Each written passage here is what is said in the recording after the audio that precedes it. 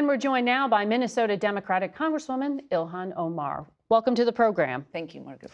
We have a lot to get to with you, but I want to pick up on where the Treasury Secretary just left off. He alleged that people who were tied to you or your campaign were involved in this broad, brazen scheme to rip off the Minnesota state welfare system. Do you want to respond to that? Do you know what he is referring to?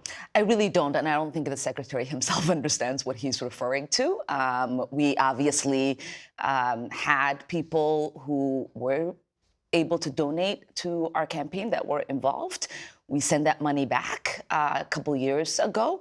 And actually, I was one of the first members of Congress to send a letter to the Secretary of Ag asking them to look into what I thought was a reprehensible fraud that was occurring within the program. So this was, just for our audience, the Biden-era Justice Department called it the largest COVID fraud scheme in the country. And this was pocketing COVID-era welfare funds, more than $1 billion in taxpayer money that was stolen. It was pretty shocking.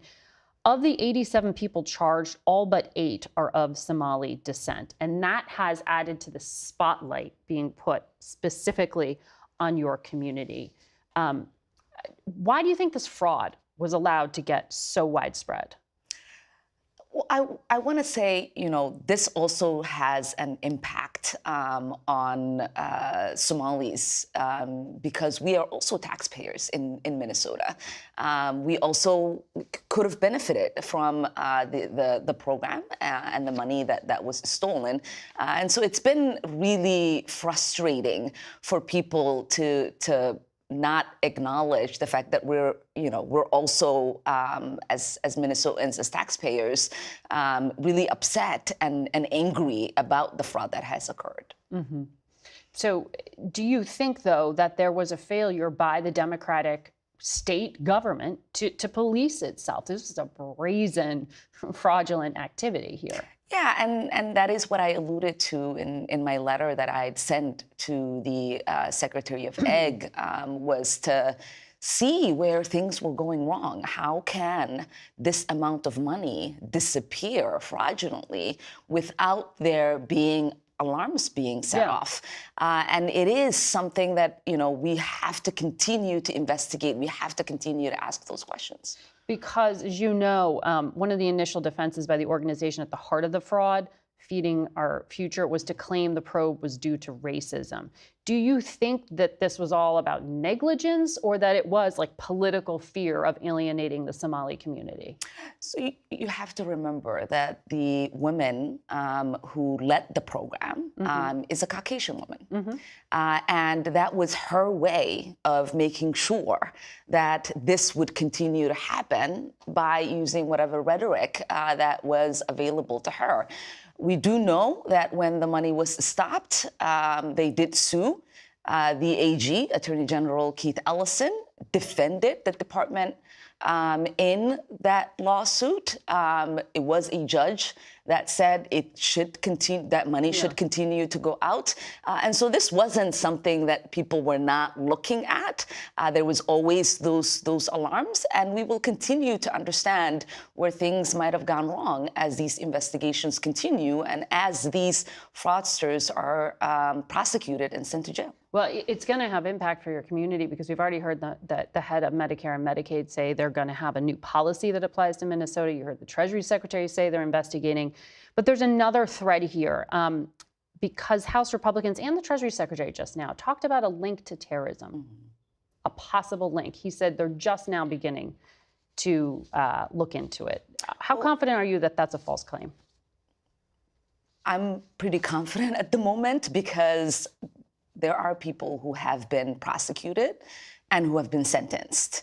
If there was a linkage in that the money that they had stolen going to terrorism, then that is a failure of the FBI and our court system in not figuring that out and basically charging them with these charges.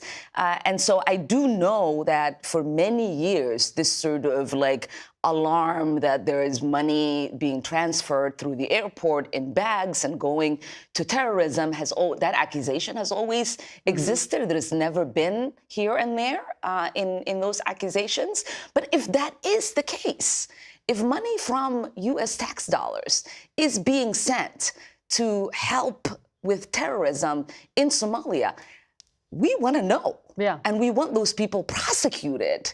And we want to make sure that that doesn't ever happen again. So there are 80,000 people of Somali descent in your state, but the president has been very focused, not just on them, but on you. In this extraordinary cabinet meeting, he said Somalis, quote, come from hell. They complain and they do nothing but bitch. Take a listen. These are people that do nothing but complain. They complain. And from where they came from, they got nothing. We don't want them in our country. Let them go back to where they came from and fix it. Thank you very much, everybody. That knocking is vehement agreement from his cabinet members there. I just wonder what the reaction is in your district to have that from the highest office in the land. It's disgusting. It's completely disgusting. These are Americans that he is calling garbage. And we feel like there is an unhealthy obsession that he has on the Somali community and an unhealthy and creepy obsession that he has with me. I think it is also really important for us to remember that this kind of hateful rhetoric and this level of dehumanizing can lead to dangerous actions by people who listen to the president. And 95% of the Somalis in your state are U.S. citizens. Yes. Just for clarity there. But the president has restricted all immigration processing, including asylum claims from Somalis already on U.S. soil, along with 18 other countries. ICE reports it has rounded up about 19 people. And they put out press releases with the images of about 5 of them that they say are the worst of the worst. Is that the entirety of the crackdown to date? Yeah, so far we know of the people that they've picked up in Minnesota. About 5 of them are Somalis. And from what I have read and from the people that I've spoken to, all of them had already had orders of removal. So these are not people who are undocumented, but people who have committed crimes and who should have already been sent out of the country. I want to ask you about something else that the architect of the president's immigration policy, Stephen Miller, said. On Thanksgiving Day, he posted, "No magic transformation occurs when failed states cross borders. At scale, migrants and their descendants recreate the conditions and terrors of their broken homelands." What do you make of this argument of failure to assimilate and sort of ruining America? How do you understand this? I mean, when I think about Stephen Miller and his white supremacist rhetoric, it reminds me, yes, it reminds me of the way the Nazis described Jewish people in Germany. And you know, as we know, there have been many immigrants who have tried to come to the United States who've turned back, one of them being Jewish immigrants. We know the way that people were described who were coming from Ireland, Irish immigrants. We know the way in which people were described back then when they were Italian immigrants. And to me, you know, we're yes, of course, ethnically Somali. We are in this country as Americans. Yeah. We are citizens. We are productive part of this nation, and we will continue to be. Congresswoman Omar, thank you for your time today.